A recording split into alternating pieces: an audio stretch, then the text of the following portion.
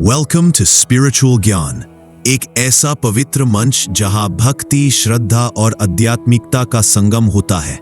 यहां हम आपको सुनाते हैं उन सच्चे भक्तों की कहानियां जिन्होंने अपनी पूरी जिंदगी भगवान के चरणों में अर्पित कर दी, जैसे साखूबाई की अटूट भक्ति, मीराबाई का प्रेम और अन्य अनेक पवित्र लीलाएं। हर कहानी के जरिए हम सीखते हैं कि कैसे भक्ति से दुख को भी आनंद में बदला जा सकता है। अगर आप भी अपने जीवन में शांति, प्रेम और भगवत कृपा की तलाश में है, तो आप बिल्कुल सही जगह पर आए हैं। हर वीडियो के माध्यम से हम आपको ले चलते हैं एक ऐसे सफर पर जो आपके मन को छू जाए। तो जुड़े रहिए हमारे साथ स्पिरिचुअल ज्ञान के इस पवित्र यात्रा में और चलिए मिलकर भक्ति और ज्ञान की रोशनी फैलाएं। जय श्री कृष्ण, जय सिया राम, जय राधे राधे। एक बार की बात है, महाराष्ट्र के एक गांव करहत में कृष्णा नदी के किनारे एक ब्राह्मण परिवार रहता था। घर में सिर्फ 4 लोग थे, ब्राह्मण, उनकी पत्नी, उनका बेटा और बहू। और जो बहू थी उसका नाम था सखूबाई, एक भक्ति और शांति से भरी हुई देवी जैसी औरत। पर उसका किस्मत देखो, जिस घर में शादी हुई वहां सब लोग, ससुर, सास और पति एकदम कठोर दिल के थे।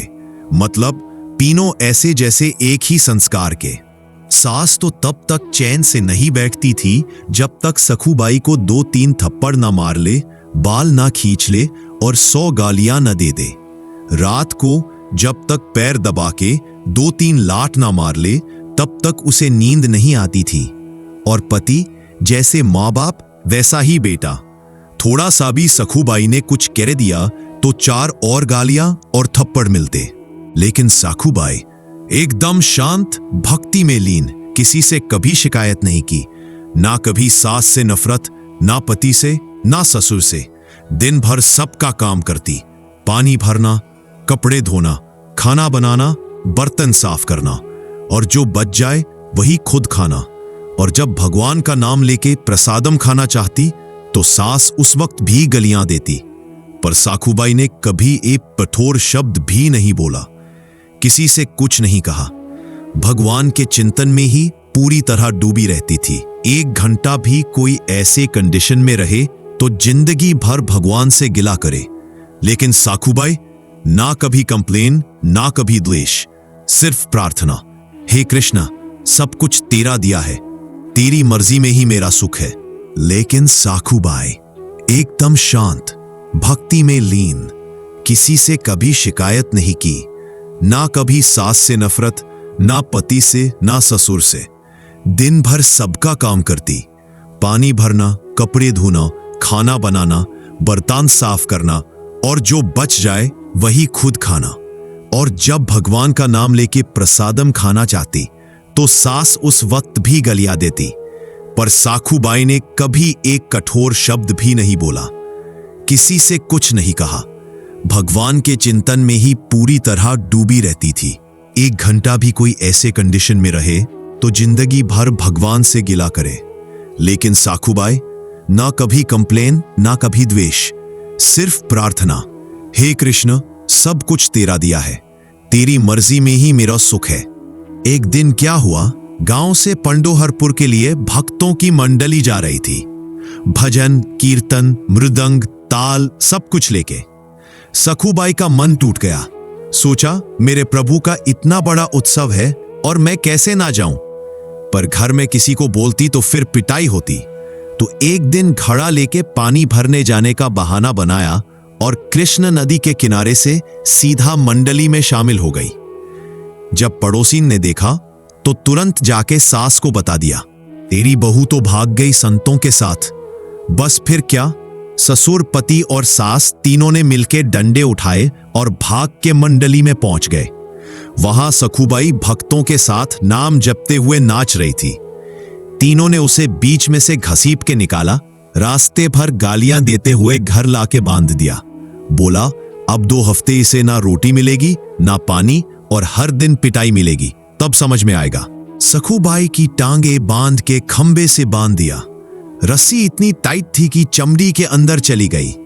दिन भर पिटाई, गाली, भूख प्यास, फिर भी मुंह से एक शब्द नहीं, सिर्फ एक बात, हे कृष्ण मुझे एक बार दर्शन दे दो। भगवान तो अंतर्यामी है, उनका दिल पिघल गया। रुक्मिणी जी ने देखा कि भगवान चिंतित है, पूरा मुख उदास।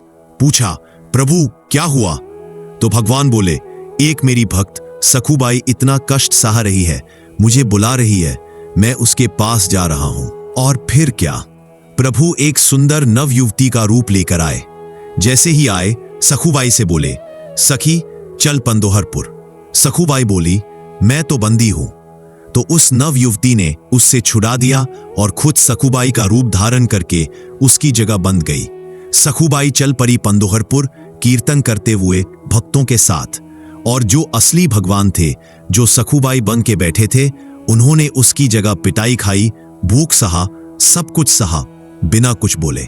इधर सखुबाई पंडोहरपुर पहुंची, भगवान के दर्शन किए, प्रेम में बह गई, भक्तों के साथ नाची झूमी और प्रभु के सामने संकल्प ले लिया, जब तक प्राण है मैं पांडोहरपुर की सीमा से बाहर नहीं जाऊंगी। उसी समय वहां एक ब्राह्मण था जो उसकी मौत का साक्षी बना। जब सखुबाई के प्राण निकले तो उसने उसका अंतिम संस्कार किया। इधर रुक्मिणी जी ने देखा कि भगवान वापस नहीं आए, समझा कि सखुबाई ने तो शरीर ही छोड़ दिया। तब रुक्मिणी जी स्वयं गई, उसकी रक्षा इकट्ठी की और अपनी शक्ति से सखुबाई को नया शरीर देके जिंदा कर दिया और कहा, अब तू वापस जा, तेरा प्रीतम अभी भी तेरे रूप में वहां है। सखुबाई घर लौट गई और जैसे ही घर पहुंची, प्रभु जो सखुबाई बने थे, जल लेने का बहाना करके कृष्ण नदी गए, अपना रूप त्याग दिया और अंतर्ध्यान हो गए। घर वापस आई असली सखुबाई। अब सब कुछ बदल चुका था। ससुर सास पति सब प्रेम से पेश आ रहे थे। और जब उस ब्राह्मण ने आके बोला कि तुम्हारी बहू तो पंडोहारपुर में मर गई, तब तो सब हिल गए। सखुबाई ने पूरी कहानी सुनाई। सबको पता चला कि जो इतने दिन से उनके घर में थी, वो तो स्वयं भगवान थे।